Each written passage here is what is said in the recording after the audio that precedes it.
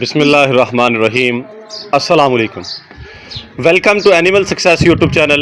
Viewers, मैं हूं राना ज़ैनुल आबिदीन और लोकेशन है जी डिस्ट्रिक्ट बिहाड़ी।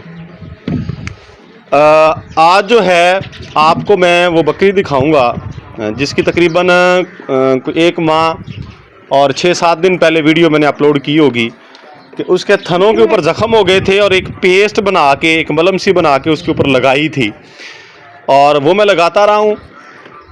उसे डिलीवर किए हुए आज जो है 42 दिन हो चुके हैं, 42 डेज़ डिलीवर किए हुए।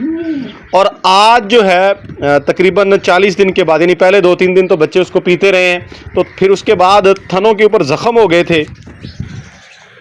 बच्चों ने पीना छोड़ दिया था, यानी उनसे ये पिया नहीं जाता था और बकरी भी दर्द फील करती थी। फिर वो पेस्ट जो बनाई थी जिसमें वैसलीन थी, पेंसिलिन का इंजेक्शन था, डर्मोवेट थी और एक ट्यूब और थी। आप लोगों को याद होगा, मैं कोशिश करता हूँ अगर यहाँ पे वो उनके बॉक्स वगैरह, डब्बियाँ वगैरह पड़ी हुई तो वो भी आपको दिखा देता हूँ। फिर वो मैंने लगाना स्टार्ट की। उसके बाद आज जो है उसकी अपडेट आपको देने लगा हूँ कि कंडीशन उसकी क्या है। 40 दिन के बाद आज दोबारा जो है बच्चों ने दूध पिया है जी। यानी मैंने आज इसका दूध जो है, अब मॉर्निंग है जी, सुबह का टाइम है, निकाला नहीं है, बच्चों ने पिया है। तो मैंने सोचा कि वीडियो को कैप्चर करूं, आप लोगों को अपडेट दूं कि अगर इस तरह की कंडीशन हो तो वो किस तरीके से जाके फिर रिकवर हुई है। ये बकरी है जी छोटी आपके सामने। और लेकिन ये ज़रूर हुआ, मैं बताता चलूं कि इतने अरसे में मुझे ये अंदाज़ा हो गया कि ये बकरी इतनी सी हाइट में, इसकी हाइट बामुश्किल 31 पे है जी। 1 नहीं तो 2 हो जाएगी बस, यहाँ तक है ये ब्लैक जो है। यानी 31-32 इंच इसकी हाइट है, क्योंकि मैंने मेजर नहीं किया, मैं अंदाज़ा लगा रहा हूँ। इतनी सी हाइट में इस कंडीशन में बकरी जो है, इसके पास 2.5 kg दूध है जी। मैंने पूरा ये 38-40 डेज़ जो है, यानी 1.25 महीना इसके नीचे से मैंने निकाला है। तो बहरहाल मैं रिपीट करता चलूँ कि हुआ क्या था, अगर नए लोग हैं कोई तो, कि जब इसने डिलीवर किया इसके हवाने पे स्वेलिंग हो गई, हल्की सी सोजश जैसे अक्सर पैलन पट्ठों को हो जाती है। तो थन इसके नरम बहुत थे, दूध खुद ही निकल रहा था।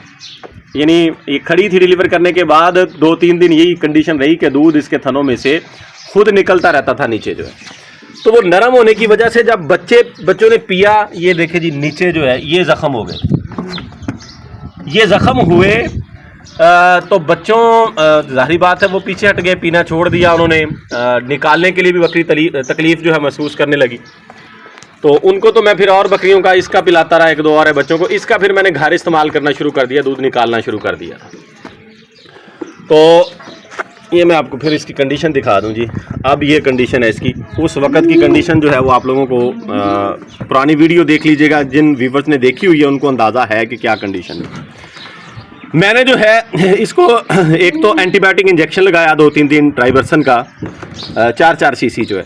दूसरा इसके ऊपर पेस्ट लगानी स्टार्ट की। पेस्ट जो है उसमें मैंने पेंसिलिन, ये जो इसको हम 5 लाख का इंजेक्शन कहते हैं, वो पेंसिलिन बेसिकली मटेरियल जो उसमें होता है एंटीबायोटिक, वो पाउडर जो है वो मैंने ऐड किया वैसलीन के अंदर। इसमें मैंने वैसलीन डाली, अभी भी कुछ मेरे पास ये मौजूद है, इस बॉक्स में मैंने तैयार किया था जी। ये वो पेस्ट पड़ा है जी, कुछ तकरीबन ख़त्म हो गया है इस पर लगा के। और उसके अंदर मैंने एक ये ट्यूब ऐड की थी जी, कैनाडेक्स एन जो है, ये डेक्सामेथासोन और नेओमाइसिन एंटी एलर्जिक और एंटी इन्फ्लेमेटरी, यानी एलर्जी के लिए भी थी ये और सोजश के ख़िलाफ़ भी ये वर्क करती है। ये एंटीबायोटिक जो है यानी ब्रॉड स्पेक्ट्रम थी। ये मैंने इसके अंदर पूरी की पूरी वैसलीन की छोटी जो हमें मिलती है जार, उसमें ऐड किया इसको। और दूसरी ट्यूब मैंने जो है वो इसमें ऐड की डर्मोवेट रेड जो है, ये पड़ी है जी। ये उनके ऊपर वाले कॉल जी अभी तक यहाँ पे पड़े हैं। ये इन ट्यूब्स को मैंने इसमें ऐड करके जार में वैसलीन के साथ और पेंसिलिन का इंजेक्शन, यानी ये 4 चीज़ें होंगी, मैंने इनका एक मिक्सचर बना लिया, एक पेस्ट बना लिया इनका। पहले दिन तो मैंने ये डर्मोवेट नहीं डाली थी, वैसे लगाया जब मैंने इसको प्रिपेयर किया। फिर जो एक दोस्त ने मशवरा दिया कि ये भी ऐड करें इसमें डर्मोवेट जो है, फिर मैंने डर्मोवेट भी इसमें ऐड की। तो वो मैंने इसके थनों के ऊपर सुबह शाम दूध में इसका निकालता था। निकालने के बाद नीम गर्म पानी से इसके थनों को वॉश करता था, हवाने को करके फिर ऊपर ये ट्यूब लगा देता था। फिर इसी तरीके से शाम को उसको वाश करना, वाश करके दूध निकालना, फिर ऊपर ये ट्यूब निकाल दे। ये काम जारी रहा जी तकरीबन 8-10 दिन। 8-10 दिन के बाद जो है ये रिकवरी इसकी हुई और थनों के ऊपर खिरन टाइप जैसे वो ठीक होने के बाद आते हैं, वो भी मैंने आप लोगों को दिखाया था, वो आगे ब्लैक से। तो फिर मैंने ये ट्यूब छोड़ दी, फिर मैं इसके ऊपर मैंने घी लगाना स्टार्ट कर दिया। कभी घी लगा देना, कभी इसका दूध निकाल के जो ऊपर झाग सी आती है दूध के ऊपर जब हम निकालते हैं, वो इसके ऊपर यानी नरम करने के लिए वो लगाते रहे। लेकिन इसका पर्पज़ ये था क्योंकि वो हार्ड होते हैं वो खिरन से।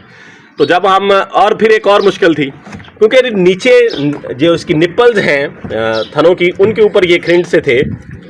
तो अगर हम वहाँ से पकड़ के, अमूमी तौर पे दूध ऐसे ही निकाला जाता है, चवाई जो की जाती है, बड़े जानवर हो या बकरी हो, निडल्स के करीब से पकड़ के हम चवाई करते हैं। अगर वहाँ से पकड़ के करते तो वो दोबारा से उखड़ जाते थे खिरन जो है ऊपर, यानी ब्लड निकल आता था।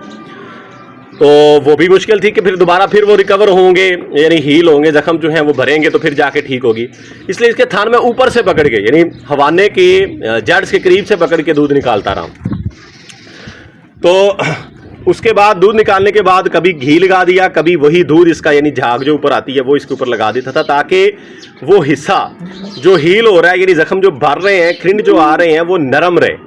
उसको ये मैं तफसील इसलिए बता रहा हूँ कि आपको उसकी वजूहात भी जो मेरे माइंड में था, क्योंकि मेरे साथ ये पहला केस था, इस तरह की कंडीशन का पहला केस था जो मैंने ट्रीट किया, यानी ज़ख्म जो हो गए, तो वो ताकि वो नरम रहे।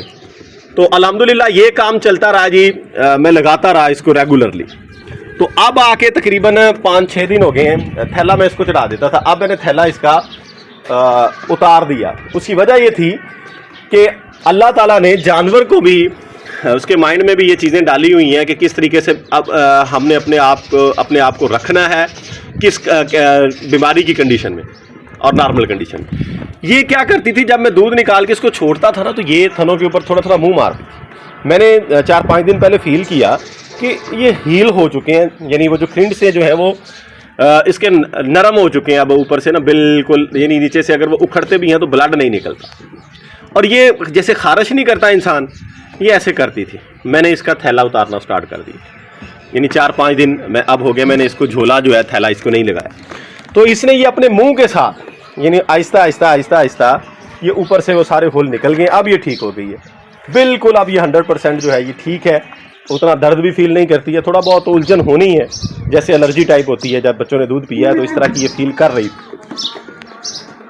तो बहरहाल हो रिकवर गई। अब इसको झोला भी लगा दूंगा, सुबह शाम इसके बच्चों को दूध पिलाएंगे।